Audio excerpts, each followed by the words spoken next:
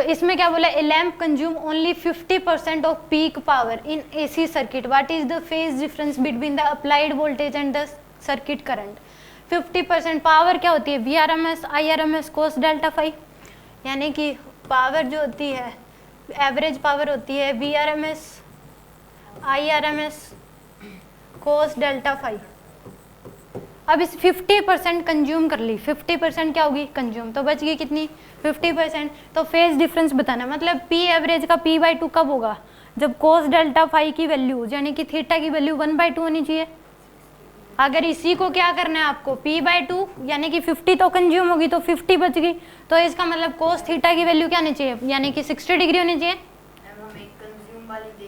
इसने कहा है कि बस कंज्यूम, इसने बोल दिया 50% कंज्यूम होगी, बट फेज डिफरेंस बताना आपको, तो 50% कंज्यूम होगी तो 50% बच गई। मान लो 100 जूल थी, 100 का 50% हो गया और उसका कितना हो गया, तो उस केस में कुछ और होता है, तो फिर उस केस में बची हुई देखते हैं 50% तो कंज्यूम होएगी और 50% रहती है अभी, अगर 70 कंज्यूम होगी तो फिर उस केस में हाँ फिर उतनी होनी चाहिए कि उस केस में पहले मान लो 50% कंज्यूम होगी तो बच गई कितनी 50%, तो या 50% कंज्यूम होगी तो बच गई कितनी 50%, मान लो 70% कंज्यूम होगी तो बच गई कितनी 30%, तो उस केस में फेज डिफरेंस क्या हो जाएगा, निकाल सकते हो आप। हाँ फिर 30% हुई है तो 30% होने के लिए उसका परसेंटेज में निकाल लो।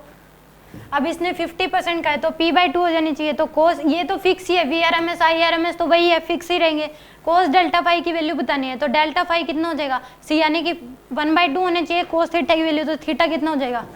π/3, तो आंसर आ जाएगा π/3, तभी हो सकता है वरना नहीं होगा। आगे समझ